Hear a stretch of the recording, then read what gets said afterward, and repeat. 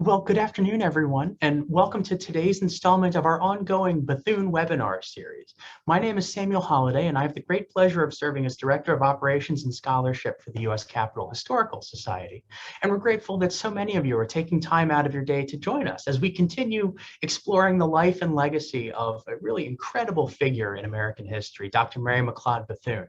Before we get to today's program, I'd like to go over just a couple of technical housekeeping matters about how we like to use this Zoom webinar platform to reach you, especially as we're beginning to return to some in-person activities. We still love reaching out to our folks, our supporters and followers nationwide. And so while we're using this Zoom webinar platform, it's really great to interact with our speakers using the question and answer function of the webinar. So if you have any questions for Ranger Fowler throughout today's presentation, you can put those into the Q&A section. It looks like two speech bubbles, either at the top or bottom of your screen, depending on what kind of device you're using to join us.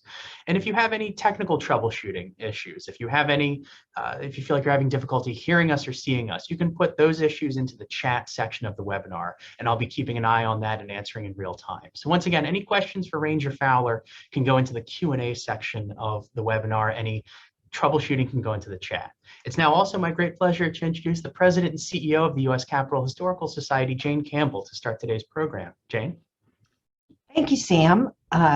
We really appreciate, as always, the work you do to make these programs come to life with vitality, energy, and fabulous speakers.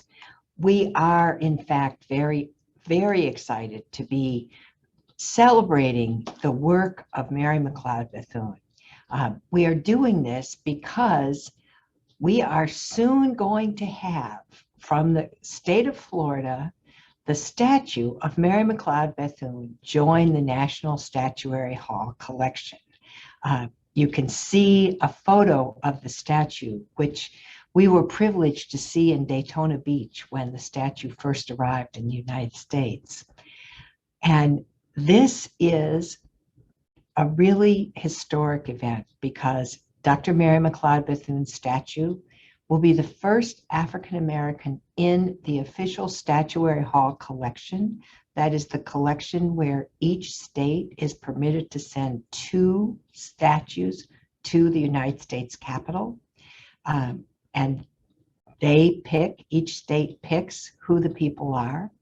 This is the first statue that will be an academic regalia in the collection, and the 10th woman in the collection. And so we are able, with the support and partnership of Wells Fargo, thank you very much for your investment, to create a series of events and programs that began in January that are honoring the work of Mary McLeod Bethune, so that we really help people to understand who this woman is and why she's coming into the collection. We're working in partnership with the National Council of Negro Women. We've been in consultation with Bethune-Cookman University and in consultation with the Roosevelt Library because Dr. Bethune had such a strong relationship with Eleanor Roosevelt. We are also excited to be able to bring this series to you in conjunction with the Office of United States Representative Kathy Castor of Florida's 14th District. Congresswoman Castor has been a champion of the highest order to bring this statue to life and to bring this statue here to Washington, D.C., to the Capitol. Now, today, we have a very interesting speaker because one of the things about Dr. Mary McLeod Bethune is that she used her house as part of her work. And so today we have Ranger John T. Fowler. Ranger Fowler II, John T. Fowler II, is an 11-year employee of the National Park Service. He currently serves as the park ranger at the National Capital Parks East in Washington, D.C.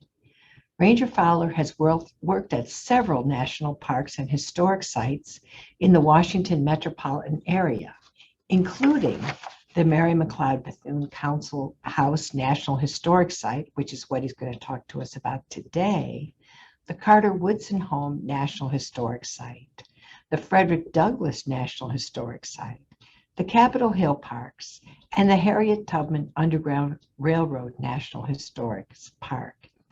Having always had a love for history and a desire to share that love with others, Ranger Fowler graduated from the Public History program at Howard University with his master's in history. He holds a master's in history also from the University of the District of Columbia. He is an author, a visiting lecturer, and has presented on panels at local, regional, and national historical conferences. It is our honor to bring to you today Ranger Fowler. Take it away. Good afternoon, everyone. I'm so honored, and it is indeed my pleasure to be before you this afternoon. Let me begin by thanking everyone at the U.S. Capitol Historical Society for extending the invitation to me and for all the great work that they do. I want to thank Mr. Holliday and Ms. Campbell for the warm welcome that I've received. And I also would like to thank Dr. Jill Watts for connecting us with the Historical Society there. If you don't know, Dr. Watts is the author of The Black Cabinet, which looks at Mrs. Bethune's role in the Black Cabinet, which was the official title of the Federal Council on Negro Affairs. And she is one of those Bethune scholars whose work we at the Park Service use to help provide the historic interpretation at our site. So as you've heard, I am a park ranger at National Capital Parks East, which is a conglomerate of national parks located east of the river in Washington, D.C. and into the Maryland suburbs. And I have the honor, the complete honor, to work at the three homes that celebrate the contributions of African Americans located in Washington, D.C. that are national parks. And I'm sorry, let me pull up my PowerPoint so you all can see.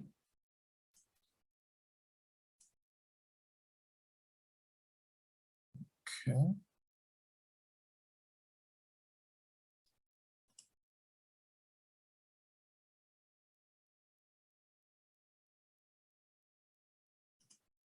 Sorry, I'm gonna try to.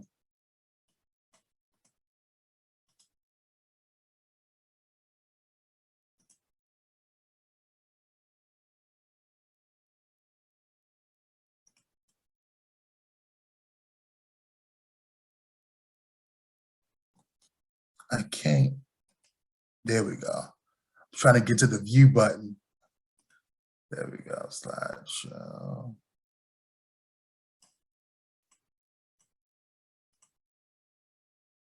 There we go, all right.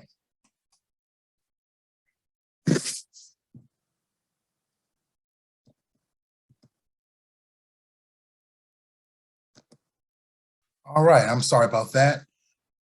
So again, I work at National Capital Parks East, which is a conglomerate of national parks in the DC area. I am stationed at the Mary McLeod Bethune Council House National Historic Site, the Frederick Douglass National Historic Site, and the Carter G. Woodson Home National Historic Site. So all three of these homes are the only national parks in Washington, D.C. That are actual homes in the national park system. And believe it or not, there is a connection. Mrs. Bethune has a connection to both of these other homes as well. And they're just, again, connections all through. So when you come and visit us at these places, you'll learn about each figure at the different homes. But today we're here to talk about the Mary McLeod Bethune Council House National Historic Site. The Mary McLeod Bethune Council House National Historic Site is the 287th unit of the National Park System. The home was built in 1875 which ironically is also Mary McLeod Bethune's birth year. And the home was purchased by Mary McLeod Bethune and the National Council of Negro Women Incorporated to serve as the organization's first national headquarters on December 18th, 1943. Additionally, the home served as Mrs. Bethune's last residence here in the nation's capital. So when she was in Washington, the latter part of her time here in Washington, the Council House, located at 1318 Vermont Avenue Northwest in Logan Circle, is where she lived from 1944 until 1949. For 22 years, the National Council of Negro Women's Council House, as it was called, was the place where strategies were spearheaded, programs were developed, and the interests of African American were advocated.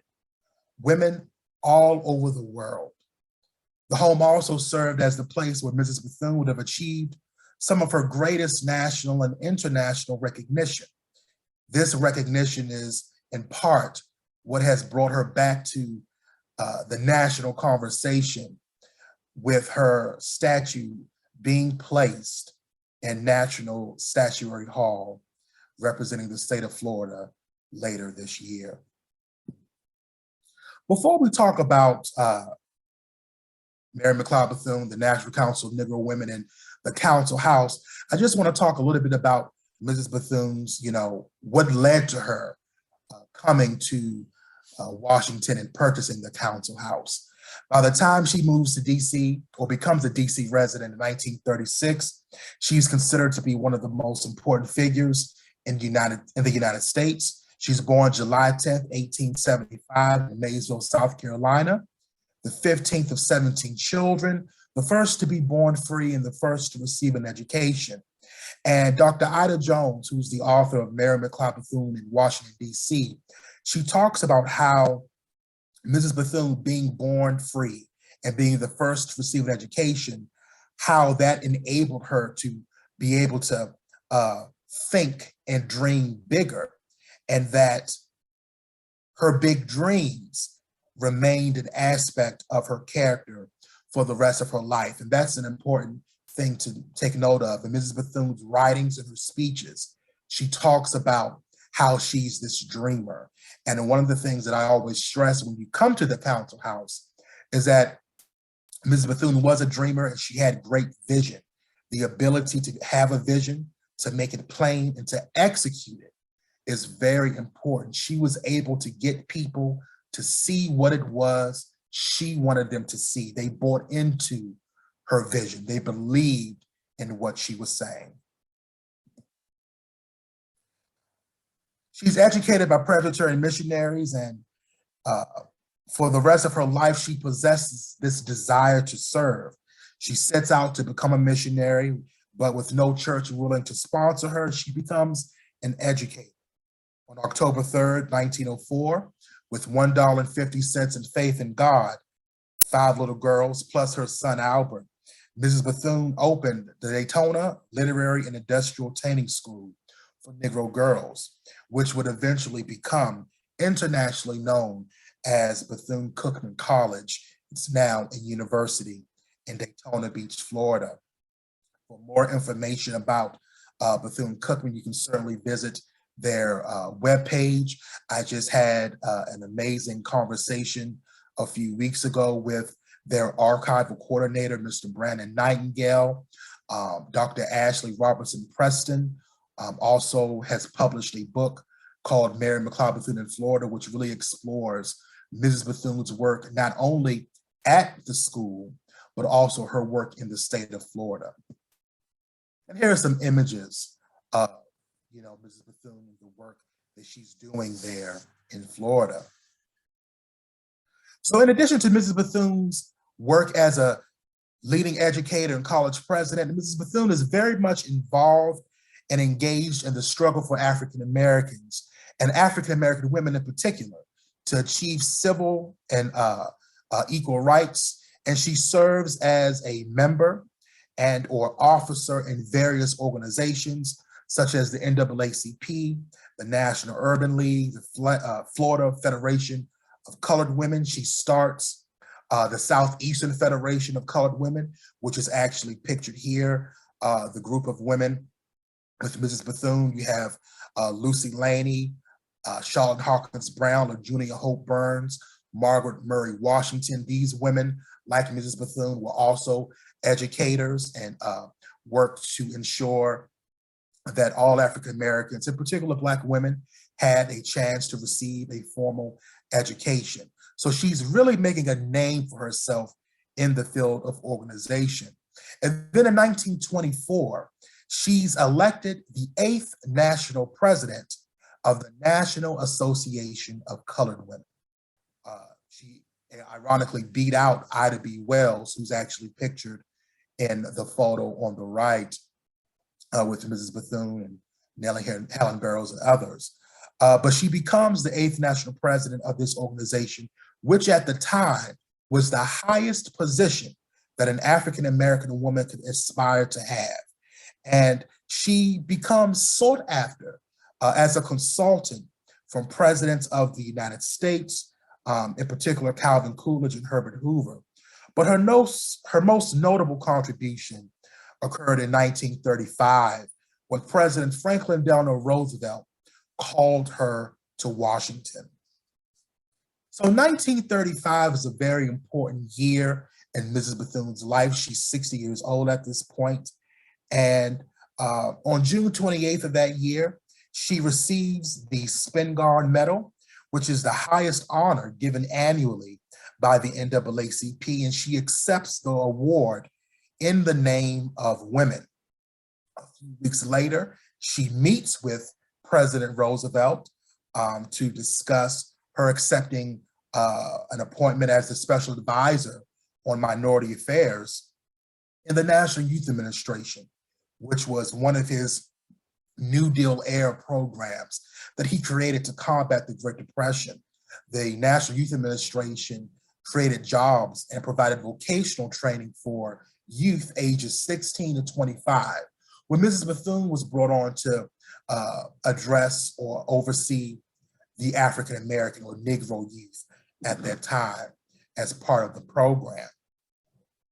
And then several months later, Thursday, December 5th, 1935, Mary McLeod Bethune establishes the National Council of Negro Women at the 137th Street branch of the YWCA in New York City.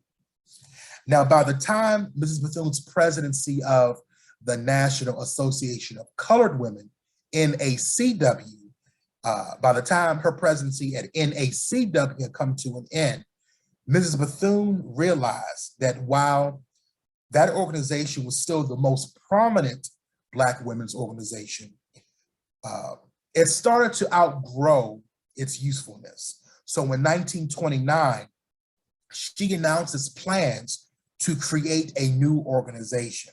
So flash forward 6 years to December 5th, Mrs. Bethune and 29 other outstanding women were present at the founding of the NCNW, the National Council of Negro Women.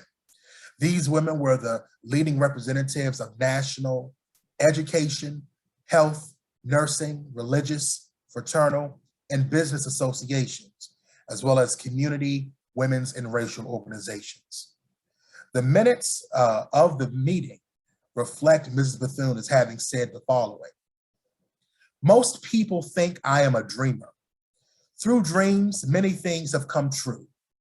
I am interested in women and I believe in their possibilities. The world has not been willing to accept the contributions that women have made. Their influence has been felt more definitely in the past 10 years than ever before. We need vision for larger things, for the unfolding and reviewing of worthwhile things." Educators and activists Charlotte Hawkins Brown and Mary Church Terrell, for example, felt there were already enough organizations and did not see how a brand new organization would not make the same mistakes as the previous ones. But the motion was made that the group become a permanent one, And Mary Church Terrell is actually the one who made the motion that Mrs. Bethune be elected president of the NCNW. So although there was some conflicting views on the need to create this new organization, it was important that these women project an image of unity to the thousands of Black women who often closely scrutinize the public actions of their leaders. So thus the National Council of Negro Women was born, and it's incorporated in Washington, D.C. later in 1936. The same year, Mrs. Bethune is appointed the director of the Division of Negro Affairs of the NYA. So they were so impressed with her work as a special advisor that they give her a permanent position. And it is at this time, at the age of 61, that Mary McLeod Bethune becomes the first African-American woman to head a federal agency. So for the next 12 years of her life, she literally takes Washington, D.C. by storm. As the head of the National Youth Administration, she holds national White House conferences on the problem of the Negro and Negro youth in January 1937 and January 1939. Again, she's head of the Federal Council on Negro Affairs, known as the Black Cabinet or the Black Brain Trust in the press. She's president of the Association for the Study of Negro Life and History, Dr. Carter G. Woodson's organization, where she's able to disseminate Black history in speeches. She's traveling and lecturing all over the country, talking and speaking about the programs of the National Youth Administration, while also promoting the National Council of Negro Women, her baby, her brainchild, as she would often call it. She propels the council into the forefront of women's race organizations by extending contacts to every major social, educational, governmental, and community organization, working with the YWCA, labor unions, to name just a few. The NCNW collected, analyzed, and disseminated data regarding the employment of African Americans in federal jobs. They became known for their frequent visits to the White House, to the US Capitol, departmental buildings, and throughout the city. On April 4th, 1938, the council held its conference on the participation of Negro women and children in federal programs, at which time they were able to have an audience with First Lady Eleanor Roosevelt. Mrs. Bethune and the NCNW became involved in the war effort in 1941 when the War Department failed to invite representatives of the NCNW or any other Black women's organization to join the representatives of 31 other organizations in the planning for an advisory council on soldiers' welfare. She wrote a letter to the Secretary of War, Henry Stimson, saying, "We are anxious for you to know that we want to be and insist upon being considered a part of our American democracy, not something apart from it. We are not blind to what is happening. We are not humiliated. We are incensed. We want Negro representation to be included in this advisory council and in all future plans sponsored for the purpose of promoting morale and strengthening our defense." Once Stimson reads this letter, not only was the NCNW accepted, but Black women were also accepted into the WACs and WAVES, the Women's Army Auxiliary Corps and the Women's Army for Voluntary Emergency Services. Mrs. Bethune personally recruited the first 40 African-American women to serve in the Women's Army Corps. She and the National Council of Negro Women inspected training camps, visited military hospitals, and when necessary, lodged complaints against discriminatory practices. Mrs. Bethune was also prepared to mobilize NCNW's members to march on Washington in support of labor leader E. Philip Randolph's protest of discriminatory employment practices. Once President Roosevelt issued Executive Order 8802, barring discrimination in defense industries and government, they could really see that progress was really being made. But would you believe that all of the work that I just talked about that she and the council were doing up to this point had been done out of Mrs. Bethune's living room? So the organization needed space. So Mrs. Bethune and the executive council of the NCNW set out to find such a place, to establish their first national headquarters. Now, originally, Mrs. Bethune found two homes, one in the DuPont Circle community and one in the Logan Circle community. Mrs. Bethune really wanted the home located in DuPont Circle, but they were not willing to sell to African Americans. So she settled on the home located in Logan Circle at 1318 Vermont Avenue, Northwest Washington, D.C. Again, built 1875. They dedicate the home October 15th, 1944. You see the dedicatory program there. And the idea for the home was for it to not only be the headquarters. Mrs. Bethune was also able to live there while in Washington, so the president of the organization could stay there if need be. But it was to be a home, a place where African-American women could unite without threat of discrimination, without danger, because Washington is still a segregated city. And there are places in Washington where you are, if you were an African-American, you were not allowed to go. So the idea was to come here to work with the council. If you needed to hold an event, you could do it here at the house. If you needed to hold a meeting, it could be done here. If you needed a place to stay, lodging, it could be done here. So the house is dedicated again, October 1944. Eleanor Roosevelt is the keynote speaker. Logan Circle, this area of Washington, was a racially mixed area, but you did have a high number of middle-class African Americans living here. Another reason that Mrs. Bethune would have selected the home.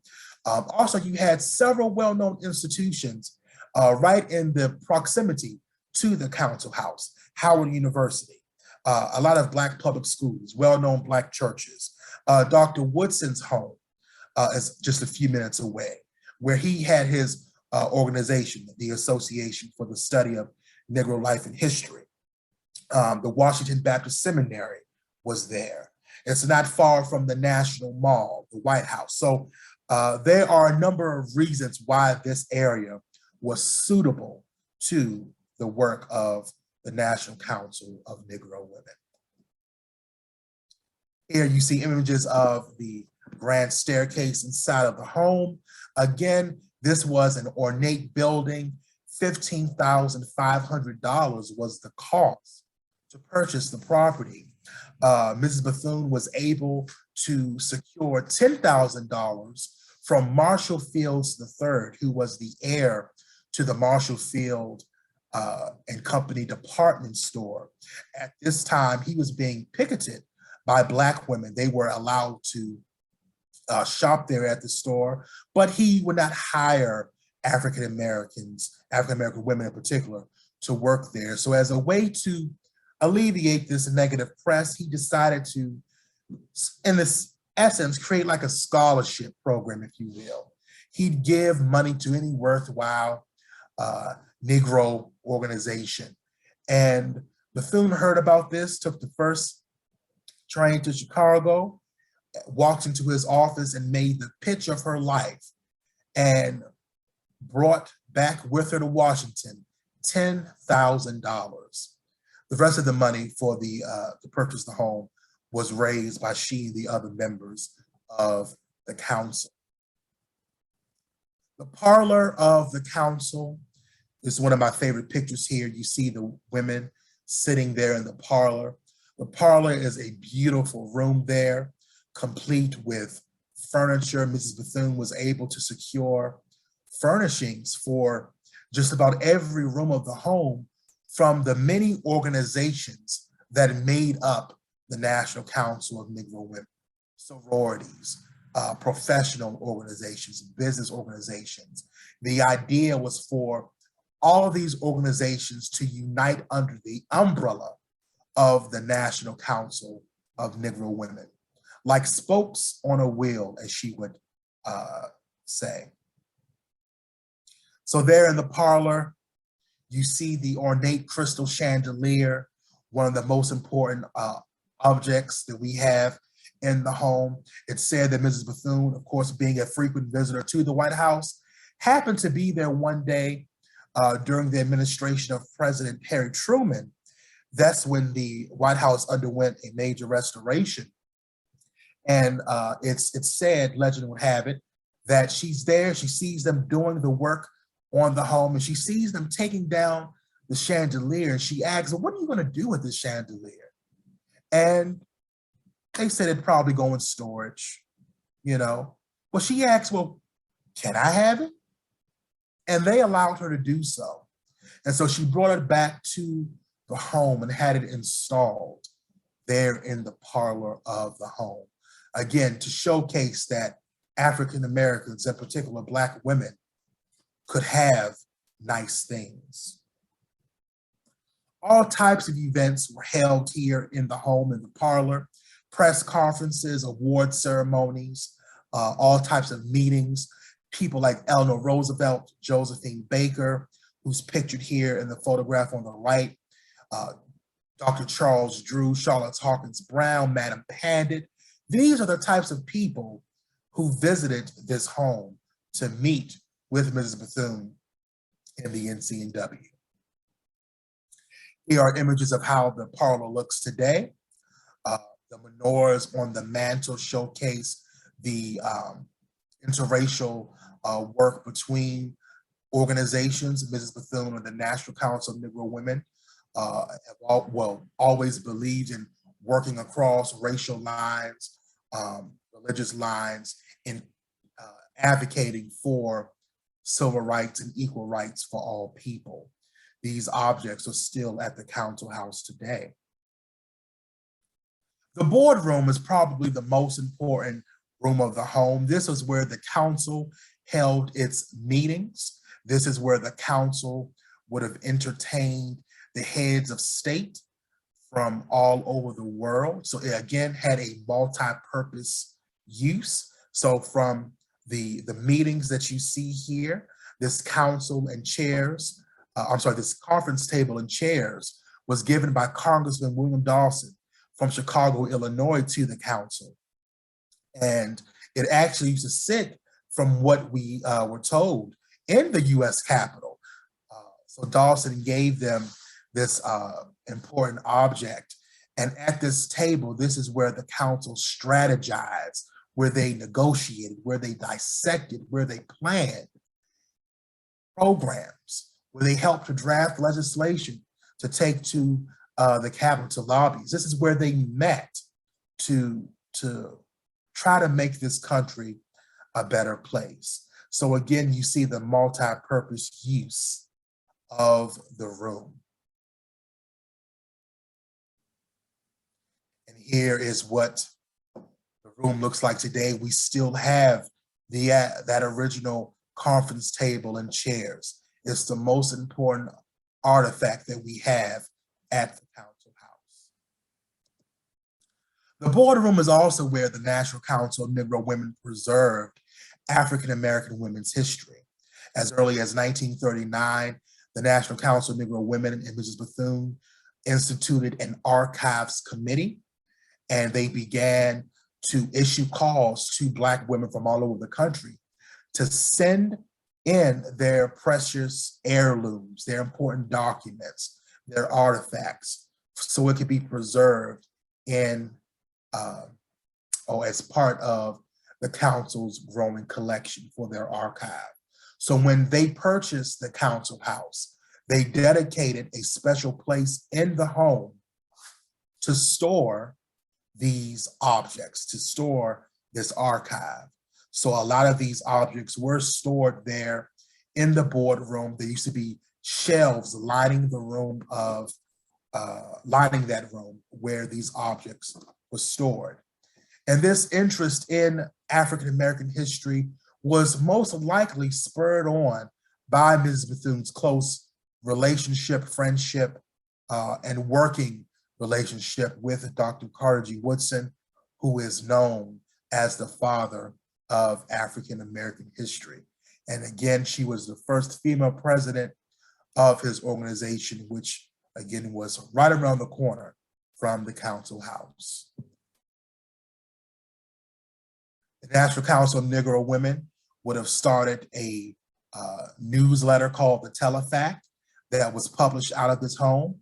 And they also established the Afro-American Women's Journal, which was their quarterly magazine that was started out of his home as well. So the exploits, the work of the council was disseminated through these mediums. Up on the second floor, the president had a bedroom.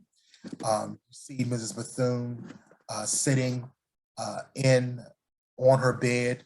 This picture was not taken in the bedroom at the Council House.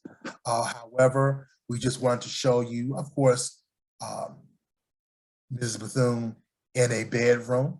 The image to the right is what the room looks like now.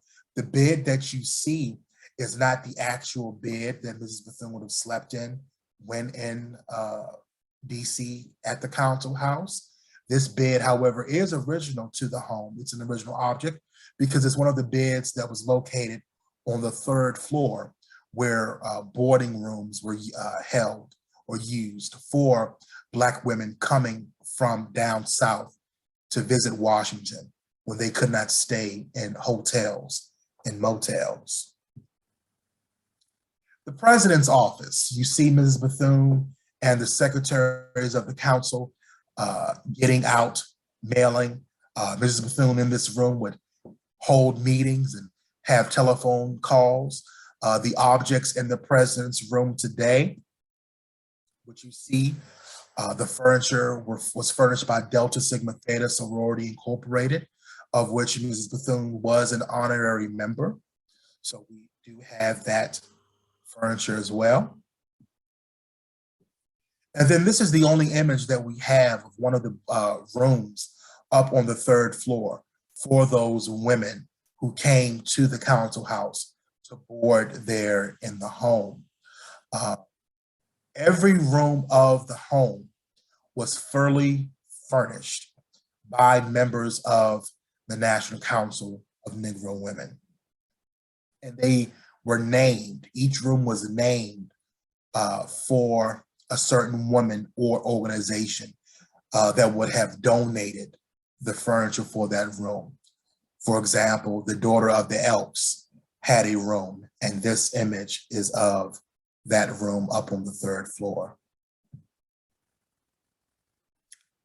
Mary McLeod Bethune was one of the 3 African Americans to visit San Francisco at what became the first meeting of the United Nations in San Francisco, California. She prepared for that historic trip from leaving the Council House. Mrs. Bethune worked with President Truman, Madam Pandit, Ralph Bunche. These are again some of the people who would have come to the Council House to work with the organization. Mary McLeod Bethune and the NCNW raised $2 million in war bonds to get a Liberty ship built and named for Harriet Tubman. So the SS Harriet Tubman was the only Liberty ship named for an African-American woman.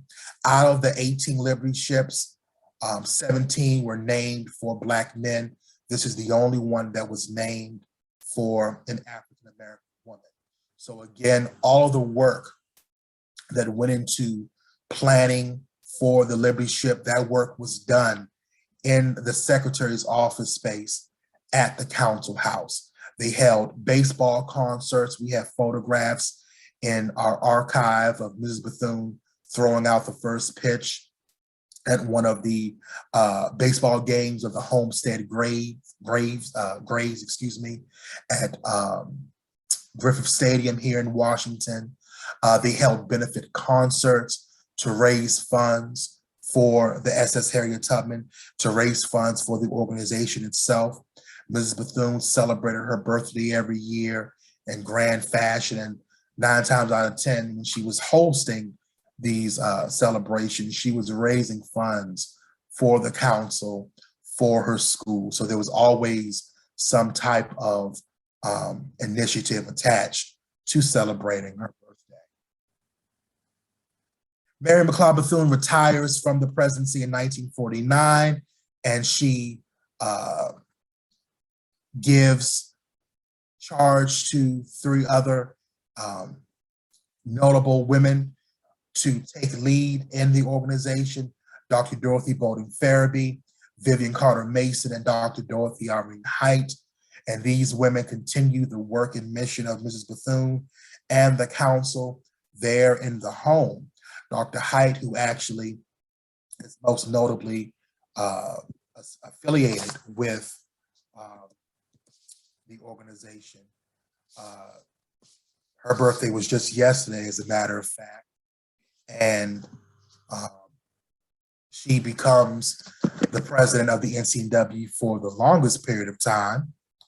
And she uses the home to help plan the March on Washington for Jobs and Freedom.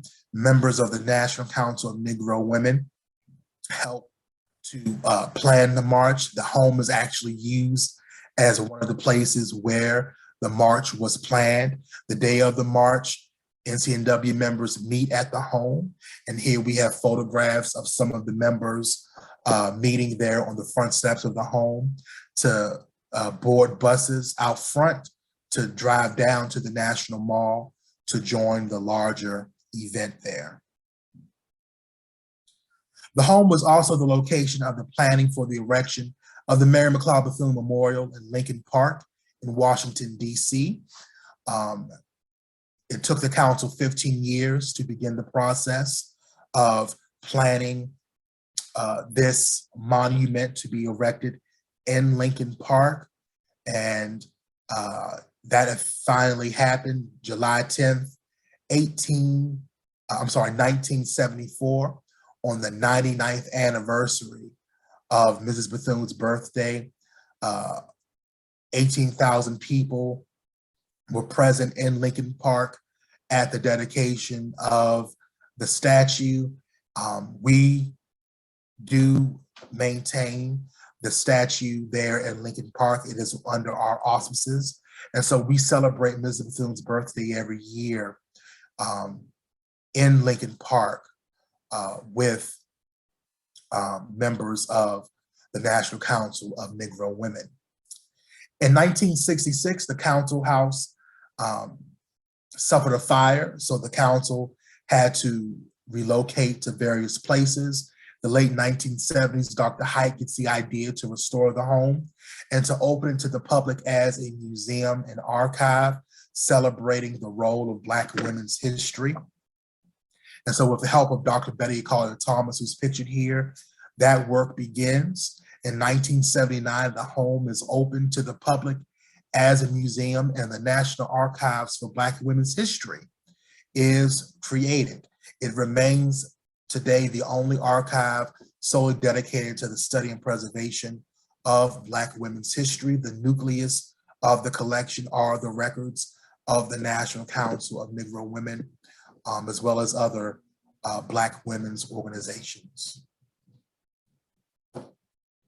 And we have images here. So for many years, when you came to the council house, you were not only able to view the home, but you could also conduct research in the carriage house out back. Well, today, the archive is no longer on site at the council house. It's off site at our Museum Resource Center, where we have the NCNW's original library, we have dolls, we have some articles of clothing of Mrs. Bethune. So we have a very diverse collection there at the archive. In 1982, an act of Congress declares the property a National Historic Site. And then in 1995, we are officially incorporated into the national park system. So since then, we have been telling people the amazing life story and work of not only Mrs. Bethune and the National Council of Negro Women, but the role of African-American women during the Civil Rights Movement. Please visit us on our website, www.nps.gov/MAMC. We are on Facebook, Twitter, and Instagram as well. And you can also visit us on Thursdays, Fridays, and Saturdays. Next week, the Council House will be reopening to the public for the first time in 2 years. And so we look forward to seeing you. Thank you for having me, and I look forward to any questions that anyone may have. Thank you, Ranger Fowler. What a fabulous presentation. You clearly have a great love of history and deep knowledge of Dr. Bethune and the Council House. This is the time, my friends who are listening, for you to send us your questions, which we will present to Ranger Fowler. And I think one of the things you mentioned, that the house is reopening to the public next Thursday, and that is really an exciting component. Do people need reservations to come see, or how might they do that? So you will not need a reservation, but what I will say is this: to stay tuned to our website for more information. We are in the process of ironing all of that out. There will still be protocols in place due to COVID, so just be mindful of that. But visit our webpage for more information. We will be able to take walk-ins, though. I can tell you that, yes. Excellent, excellent. And Ranger Fowler, would you share the web address? And Sam, can you put that in the chat for everybody? Once Ranger reads it? Yes, again, our website is www.nps.gov/MAMC. Great, thank you. When you visit our website, you will also be able to take, if you cannot come to Washington to visit the home, you can take our virtual tour, which we launched right as COVID began 2 years ago. It has been an invaluable resource to people all across the country, and for the world for that matter, who have not been able to come to Washington to see the home and the objects and to view some of these documents that are in our archive. It is a great resource, so please check that out too. Now, Ranger, you mentioned in your presentation when you showed the school that Yes. Dr. Bethune started, this statue is coming from Florida. What's the connection to Florida? We've talked about the Council House is really Washington centered, Yes. but Florida has claimed her. And can you tell us why? Yes, and rightfully so. So Mrs. Bethune, while she was a DC resident, and she's born in Maysville, South Carolina, but Florida is where she lived and worked, and that's where her real home is. Here in Washington, this is kind of the organizational side of Mrs. Bethune, but there in Florida on the campus of Bethune-Cookman, you get to see the real Mrs. Bethune, her personal side. And so the statue that's going to be erected in National Statuary Hall, it's coming from the state of Florida because that is where Mrs. Bethune lived and worked for more than 50 years of her life. So that is why it's coming from Florida. You know, again, that's where she starts her school, and all the great work that brought her to Washington really began in Florida. Well, that you can understand. I know from talking with our members of Congress is that um, Majority Whip Clyburn wants to Yes, make sure you were very wise to say that she was born in Mayville, because he yes, claims that she's got a South yes, Carolina connection and she's partly yes, belongs to them. absolutely. But tell us about what kind of prejudice, discrimination did Dr. Bethune encounter, and did she write about it, or how did she speak about that particular challenge? So Mrs. Bethune did talk about it. There's several anecdotes that most Bethune scholars are able to recount, wherein she talks about certain things that happened. In most instances, Mrs. Bethune is either or was either the only African American in the room, or the only Black or the only woman in the room.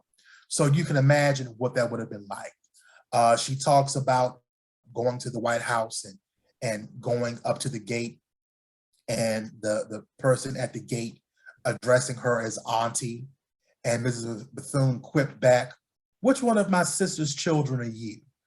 So she would, be approached in these disrespectful and demeaning ways, but she did not let that affect her. She continued on with the work that she was doing.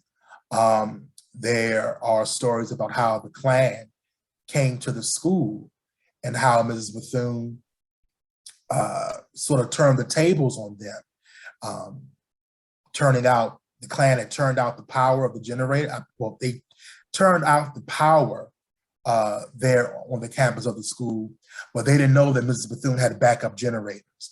And so she put the light back on them, revealing who, the Klan there, and they retreated. So Mrs. Bethune was no stranger to discrimination, to threats of violence. In Daytona, she was helping to register the women there, Black women in particular, to vote during the 20s. So there are many instances in which she talks about things of that nature. Ranger Fowler, you mentioned the engagement that Dr. Bethune had with the Black Cabinet, with the White House. How did she come to be close with Mrs. Roosevelt? Do you know some of that? Yes. So in 1927, while she's president of the National Association of Colored Women, that organization actually was a member of the larger National Council of Women, which was essentially the white counterpart of women's organizations. And so she met Mrs. Roosevelt at a meeting of this organization. It was held at their home. This is when Franklin Roosevelt was governor of New York at the time. And she was there representing the NACW. And apparently when it came time for lunch to be served, an audible gasp was said to have been heard, because the question of the day was, who would sit beside this Black woman named Mary McLeod Bethune? But before anything embarrassing could happen, Mr. Roosevelt's mother, Sarah Delano Roosevelt, took Mrs. Bethune by the hand and sat her in between she and Eleanor. And thus the relationship between the Roosevelts began. Mrs. Bethune had a friendship with both the First Lady as well as his mother. And I believe she also met Theodore Roosevelt as well. I recall reading in one of her interviews. Ranger Fowler, you have been so informative. So let me just give you the last question, if you can try to answer it, in a lightning rod manner. You talked about each of the rooms, and you talked about how the sororities and other folks have helped to preserve the house. Of the objects that are there, what's the oldest thing that's there, and what do you think's the most precious thing? And is there a story about that precious item? That's a good question. The oldest thing that's there, I'm not exactly sure what is the oldest thing that's there. I'll have to talk with our archivist and curator about that. But I would say the most important objects that we have at the council house, the objects where when we give tours, the most comments that we get are about the chandelier in the parlor and the conference table in the boardroom. These are the most important artifacts that we have there. And again, the chandelier, urban legend from NCNW members when the house was acquired by the National Park Service. They conducted interviews with NCNW members, and those people in their notes stated that Mrs. Bethune got that chandelier from the White House. And so when we give tours, I talk about how Mrs. Bethune, in addition to all the other things that she was known for, she was a professional beggar. She would say often, "We have not because we ask not." She had no problem with asking for help. That is how she built her school. That is how she built the National Council of Negro Women, so that by the time of her death in 1955, they had well over 850,000 members. That is how she was able to purchase the council house. Again, it cost $15,500. She was able to secure $10,000 just by meeting with Marshall Field III. So again, she had the ability to state her case. And once she finished, if you were on the other end, you believed in what she was saying and you just threw your money at her. So she was able to raise funds to get the objects for the home. People gave willingly. So the chandelier and the conference table, when you come and see these in person at the council house, I mean, you'll be amazed. It's history. Ranger Fowler, thank you very much. We really appreciate, and we have people who are asking more questions. So I would encourage people to go to the council house now that it's open. If you can't get to Washington, go to the website and look at the virtual tour of the council house. And for those of you who are interested in more about Mary McLeod Bethune, if you didn't get a chance to hear our opening webinar with Dr. Jill Watts, who wrote The Black Cabinet that Ranger Fowler referenced, she spoke in January, and we have that on our website with the video. It's possible for you to listen. This is again going to be videoed, and so you can go back and look at this, or you can share it with friends. And looking forward, we are planning a symposium on the day of the dedication, where we will bring scholars together to talk about the work of Mary McLeod Bethune. So stay tuned. We're hoping that that will be coming up in July. Again, all of these activities are available because of the support of Wells Fargo. Thank you very much. We also want to invite you to participate in our upcoming programs. We have started a special program where we bring authors of books written for young people to a webinar format where we stream it, and so that students can join, the whole classroom can join. And we got some feedback from teachers that the noon hour wasn't the easiest time for kids. And so we're trying a new time coming up next Tuesday, March 29th at 2 o'clock.